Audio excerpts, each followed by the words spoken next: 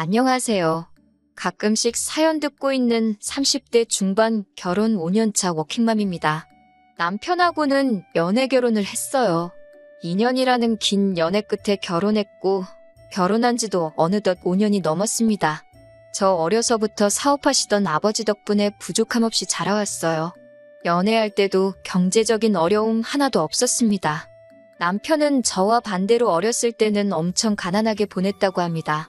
과거에 회사 다니시던 시아버지가 IMF 맞고 회사가 부도가 나서 실직을 하게 되셨고 그 뒤로 다시 취직을 하지 못하시게 되면서 가족들이 길바닥에 나앉게 된 상황에 음식 솜씨 좋으신 시어머니가 반찬 가게에 취직을 하셔서 일을 하시며 생활비를 버셨다고 들었어요. 차츰차츰 원래 주인이 해서 내놓던 반찬보다 어머님이 곁다리로 한두 개씩 해놓은 음식들을 찾는 손님이 많아지면서 가게에서 중요도가 오르셔서 월급을 많이 올리셨다고 들었고 저와 남편이 연애 막바지쯤 그러니까 결혼을 준비하던 시기에는 그 가게를 시어머니가 인수를 하시네 만에 뭐 이런 이야기가 나오고 있었습니다. 덕분에 결혼할 때 시댁에서는 돈이 조금 필요한 상황이라 지원을 많이 받지는 못했어요. 시아버지가 심지어 퇴직금 받은 것에 더불어 같이 사업하자는 전 직장 동료에게 속아 넘어가 빚부증까지 서게 되었고 그 빚을 갚고 있느라 남편도 당시에는 모아놓은 돈이 많은 편은 아니었었습니다.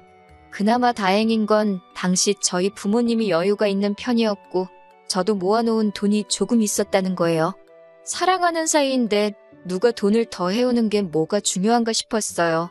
그때는 어차피 제가 결혼 후에 아이를 낳으면 남편 혼자서 벌어오는 수입으로 생활을 하게 될 텐데 한 집안의 가장이 되면서 평생을 일하는데 희생을 해야 했으니 당장 결혼 비용으로 누가 더 많이 쓰고 말고를 따지는 게 중요하다는 생각도 안 들었고요. 그렇다고 제가 모아놓은 돈이 억소리나게 많은 것도 아니고 친정 부모님이 아파트를 해결해 주셨지만 그것도 무슨 노른자 위 땅에 있는 몇십억짜리 집 해주신 것도 아니고 경기권 신도시 근처에 있는 지은지 조금 된 아파트 정도를 해주셨으니까요. 평생을 바쳐 일하게 될 남편 노동값에 비하면 크게 차이가 날 거라고는 생각하지 않았어요. 아직도 제가 일을 하고 있을 거라곤 그때 당시에는 생각하지 못했으니까요. 아이러니하게도 과거에 힘들었던 시댁은 반찬 가게를 실제로 인수하게 되면서 저희가 결혼 후에는 주변의 입소문까지 타게 되면서 장사가 엄청 잘 되게 돼요. 3년 만에 빚도 다 청산하시고 지금도 성황리에 장사 중인 상황입니다. 반대로 중국을 오며 가며 사업을 하시던 아버지 회사는 불경기 속에서 차츰 실적이 안 나오기 시작하더니 코로나 터지면서 완전히 망해버렸고요. 아버지 사업이 망하기 전까지는 저도 집에서 전업주부로 살고 있었는데 집안 상황이 어려워지니 제가 일을 안 할 수가 없더라고요. 아무리 결혼할 때 먹고 살만해서 저희한테 집을 해주셨다 한들 남편 외벌이 가지고는 친정의 생활비 명목으로 돈을 보내기도 눈치가 보였고 액수도 둘이 벌어먹고 살기에나 적당하지 양가 부모님 똑같이 챙기면서 모으기에는 모자란 부분이 있었으니까요. 또 남편도 연애 때도 그랬지만 입에 돈 아껴야지 절약해야지를 달고 살았는데 결혼 후에도 그 버릇이 고쳐지지는 않았어요. 어렸을 때 힘들게 자랐다고 하니 오죽 힘들었으면 그래도 한참 때인 나이인데도 저렇게 갖고 싶은 거 참고 쇼핑을 가도 세일 코너 아니면 쳐다보지도 않고 그러는 모습 보고 안쓰러웠던 적도 있었거든요. 그런데 이제는 그런 모습이 정말 지치고 짜증이 나기 시작하네요. 남편이 친정 가는 걸 너무 좋아하거든요. 시댁 가는 건 그렇게 싫어하면서 친정에는 오히려 먼저 나서서 가자고 합니다. 친정에 가면 어머니가 이것저것 막 퍼주시고 외식도 시켜주시고 그랬으니까요. 아직 우리가 신혼이던 초반에는 아버지 회사가 상황은 안 좋았어도 아예 망하지는 않았었으니까요. 저희만 갔다 하면 저희들 데리고 바로 장 보러 가셔서 저희들 필요한 장도 대신 봐주셨고 그날 저녁까지 반찬 이것저것 해서 다 싸주셨어요. 어머니가 이제 연세도 많고 하시니 저는 부담스럽기도 하고 저희 때문에 하루 종일 불 앞에 서 계시면서 반찬하는 거 보면 마음이 안 좋거든요. 제가 음식을 못하는 것도 아니고 말했다시피 결혼 초반에는 전업주부였으니까 제가 해먹으면 되는 거였으니까요. 그래서 하루는 친정 가자는 남편한테 오늘은 가지 말자고 했어요. 남편이 왜 안 가냐고 집에 지금 김치가 없다고 김치 받으러 가야 된다고 하더라고요. 그 말 듣는데 어이가 없어서 김치 그거 얼마나 한다고. 남들도 다 돈 주고 사 먹는다고 하는데 우리도 돈 주고 사 먹자고 했어요. 그랬더니 생각이란 건 1초도 하지 않고 대번에 김치는 장모님이 해주신 거 가져와서 먹으면 공짠데 뭐하러 돈을 써가면서 먹냐고 하더라고요. 참나, 엄마 김치는 땅 파면 나오는 건가? 저게 30살 먹은 사람 머릿속에서 나올 수 있는 말인가 싶었습니다. 정말 냉장고에 김치만 있다면 아침 드라마에서 본 것처럼 김치로 싸대기를 한 대 날려주고 싶더라고요. 그리고 시어머니가 반찬 가게를 하시는데 왜 김치를 꼭 우리 엄마 김치를 먹어야 하냐고 따졌어요. 그랬더니 남편이 거기는 돈 주고 파는 것이지 않냐고. 돈 주고 파는 걸 공짜로 어떻게 가져가냐. 그건 도둑질이라고 하는 거다. 오히려 저를 가르치려 들더라고요. 지네 부모님 건 돈 주고 사야 된다고 그렇게 챙기는데 또 장모님 내서 가져오면 공짜 아니냐고 맛있게 처먹기는 다 처먹어 놓고 저희 엄마한테 감사하다고 선물이나 용돈 한번 제때 준 적도 없어요. 한 번은 정말 저희가 부탁드린 적 없는데도 반찬통 커다란 것 여러 개 이것저것 싸가지고 찾아오셨어요. 제가 친정 가는 거 탐탁지 않아 했으니 거의 2주에 한 번꼴로 오던 저희가 친정에 통 오질 않게 되니 친정어머니가 무슨 일인가 하고 스스로 찾아오신 거죠. 반찬 가게 하시는 시어머니는 한 번을 먹고 싶은 반찬 있냐 물어보신 적도 없는데 이렇게까지 해주시니 너무 감사했죠. 그런데 남편은 그 상황에서도 차비라도 하시라고 용돈 조금 쥐어드릴 법도 한데 그런 것도 없고 너무하더라고요. 제가 조금 드리라고 눈치도 줬는데 양가의 용돈은 똑같이 드려야 나중에 말이 안 나온다면서 거절당했고요. 그 와중에 친정어머니가 싸다 주신 반찬 정리하면서 이 반찬통은 다 쓰면 돌려드려야 되나 묻고 있더라고요. 아직 새 것 같고 좋아 보인다고 우리가 그냥 쓰면 안 되냐고요? 저는 그냥 그런 게 어릴 적에 힘들게 자라서 몸에 배어있는 아끼는 습관이라고 생각했습니다. 그냥 뼛속까지 거지근성으로 가득 차 있는 사람이라고는 생각도 못했어요. 아버지 사업이 기울게 되면서 집은 많이 어려워졌지만 그나마 다행인 건 아버지 회사가 망하면서도 빚은 그렇게 많이 지지 않았다는 겁니다. 부자가 망해도 3대는 간다고 3대까지 떵떵거리며 살 수 있는 재력은 아니었지만 그래도 약간의 여유자금이 있어 친정어머니께서 작은 연탄구이집 하나를 시작하게 되었습니다. 친정아버지는 사업 노하우를 가지고 계시니 다시 일어나 보겠다고 따로 일을 하시고 어머니 혼자 당장 필요한 생활비에 노후 준비 겸 해서 일하시고 계시는 상황이었어요. 저도 혹시 모를 상황에 대비해서 혹시나 친정부모님께서 생활비라도 필요하시다 해서 드려야 할 상황이 온다면 제 돈으로 해야 여러 말 안 나올 것 같아 다시 일을 시작해야 할 것 같다는 생각에 다시 취직을 하게 되었습니다. 남편은 그런 제 속도 모르고 이제 둘이 일하니까 부자가 되는 건 순식간이겠다고 좋아라 하더군요. 저도 일을 시작하다 보니 몸이 피곤해서 주말엔 집에서 쉬고 싶고 친정어머니도 일 시작하시면서 저희 반찬해 주실 시간이 없으니 코로나 시작되고부터는 정말 단 하루도 찾아뵌 적이 없어요. 전화로 연락 몇 번 하는 게 다였고요. 하늘도 무심하지 그나마 야간 장사를 해야 돈이 벌리는 가게를 선택하셨는데 방역수칙 때문에 늦게까지 일도 못하고 가게를 일찍 닫아야만 하는 상황이라서 제 마음이 더 아팠습니다. 그런데 얼마 전 친정어머니로부터 충격적인 전화 한 통을 받게 되었습니다. 이런 말 하기 좀 모하다고 하시며 말을 쉽게 꺼내지 못하셨는데 요는 남편이 최근 들어 친구들이나 회사 동료들하고 친정어머니가 하는 식당에 가서 공짜로 먹고 온다고 하네요.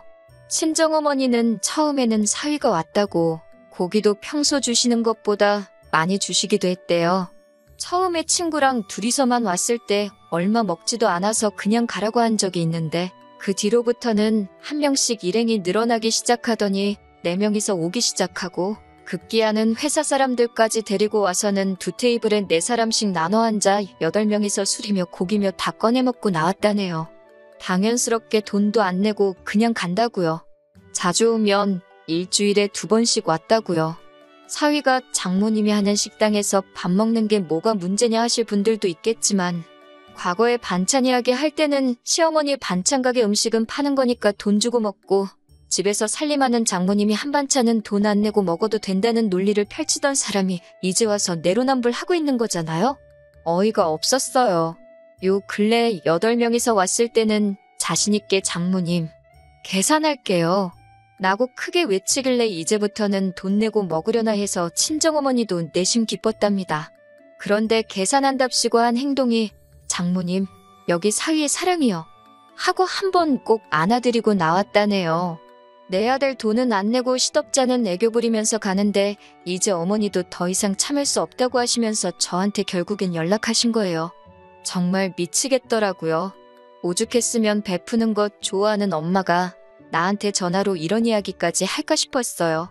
그래서 그날 저녁에 남편한테 그동안 나한테 말 안 하고 엄마 가게 가서 무전 취식을 했냐며 따졌는데 사위가 장모님 가게에 가는 게 어떻게 무전 취식이 되냐고 하더라고요. 가족끼리 고기 좀 그거 먹을 수도 있는 거 아니냐면서요. 그래서 제가 그러면 앞으로 나도 시어머니 반찬 가게 가서 아주 냉장고가 차고 넘치게 다 집어오겠다고 울음장을 놓았어요. 자기가 했던 말이기도 하고 저도 강하게 나오니까 아무 말도 못하고 씩씩대고만 있더라고요. 아무튼 이제 더 이상 다른 사람 데리고 가서 공짜로 먹고 오는 거 안 된다는 걸 충분히 이해시킨 것 같으니 그냥 저도 그쯤에서 넘어가려고 했지요. 그런데 정말 이 뼛속까지 남아있는 거지근성은 어디 버릴 수가 없는 건지 정말 남편의 어이없는 행동에 넋을 놓아버리는 일이 얼마 뒤 일어났습니다. 친정엄마한테서 또 전화가 왔어요. 제 남편이 또 친구들하고 다녀갔다고요. 목소리가 안 좋으시길래 엄마한테 혹시 또 돈 안 내고 그냥 갔냐고 조심스레 물어봤는데 다행히 어머니께서 이번엔 돈을 내고 갔다고 대답해 주시더라고요. 계산하고 갔는데 왜 전화 주셨냐고 물어봤는데 어머니가 뭔가 말을 꺼내시려다가 집에 남편 도착하면 알 거다 말하고 한숨 푹 쉬면서 전화를 끊으셨습니다. 무슨 헛짓을 하고 왔는가 오만 가지 생각이 드는데 문 열고 들어오는 남편 보면서 아주 기절초풍하는 줄 알았습니다.